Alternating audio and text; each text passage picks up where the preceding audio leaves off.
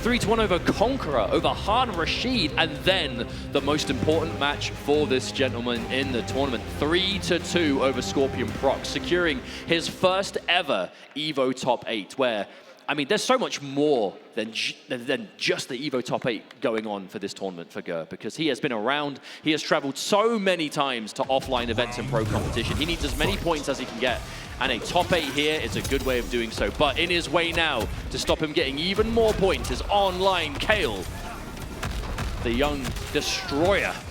I gotta say, I do like this Lao pick. One of the big things is that Lao now is heavily built around that somewhat range control, that neutral. The way Ger plays Geras is so heavily geared around the rewind. If you hit him and he spends a bar while he's got the hourglasses, he'll go back in time and break the combo for a bar, get the health back. If he's fighting someone that's chipping away, there is no such opportunities to rewind. There's the first one, though.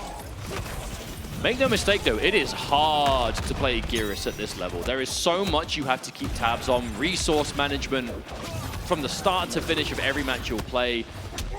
He is strong, but he takes a lot of work. But we know, lucky for us, Ger is the kind of player who has put in that work and worked so well with that Motaro low shot. Massive block advantage on those little projectiles there. And Kale just content to just sit and defend. Does get opened up by a throw, though, but still sitting with a nice lead. Oh, went for the snap. Actually, that was a big snap. If that snap connected, that would have been enough. Nice catch on the overhead, though.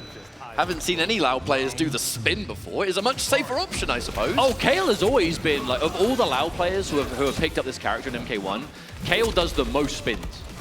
Like, without a doubt, has always been the case, but for reasons like that. Sand Simulacrum kind of gives you a free opportunity to go in. Should the clone get hit, it just puts Geras back to where he started.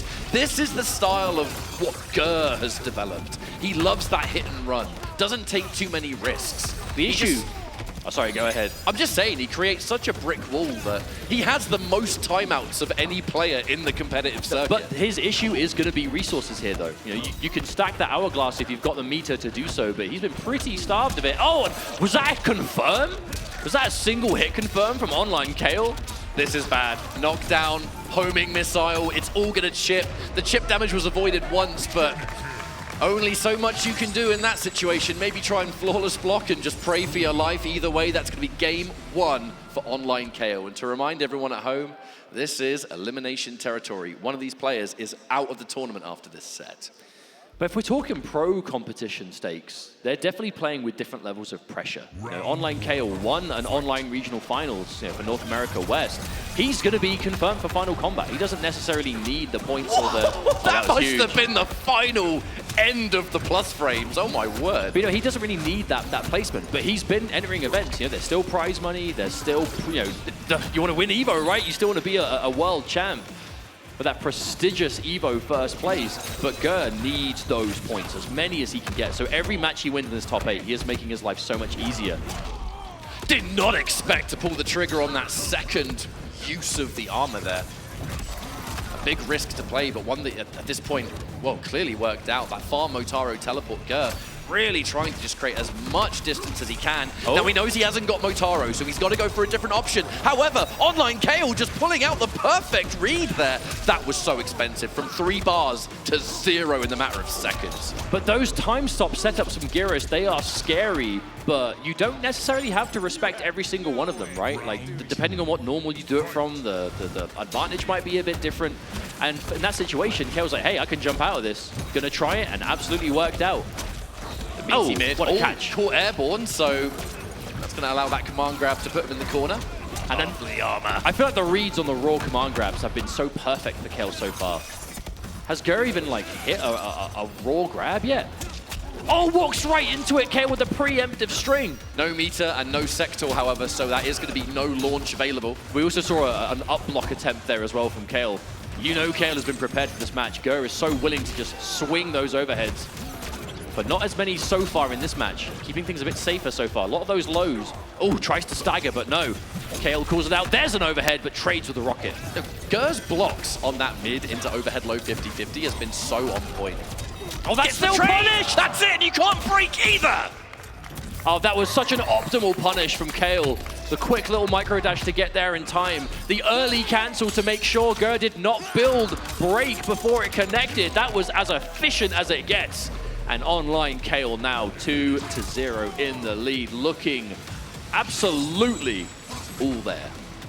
Now Gur, a loyalist through and through, not just with Geras, but with whatever team he uses at the time. I don't think he's going to change, but I think we are going to take just a few seconds to go back to that character select. Oh no, never mind. No, he is going right back in. Consider me wrong. Gur wants to go right into this and try and just get the job done. All right, there's the command grab. We're going to build up a rewind possibility. Well, Still have to build meter, though. I feel like it's not that Gur is doing like a bad game plan here or anything. I think a lot of the instances is he'll go for a mix-up where there is one, and Kale's defense is just on point. I don't think it's necessarily a problem in terms of style, but we'll see if Gur can bring this back. Oh, huge armor. Even if that homing missile doesn't result in a combo, it just totally freezes the neutral. It just gives Kale that opportunity to push us back to wherever you want to go. If I'm getting pushed near the corner, you kind of have to respect that homing missile. It's so plus on hit, so plus on block.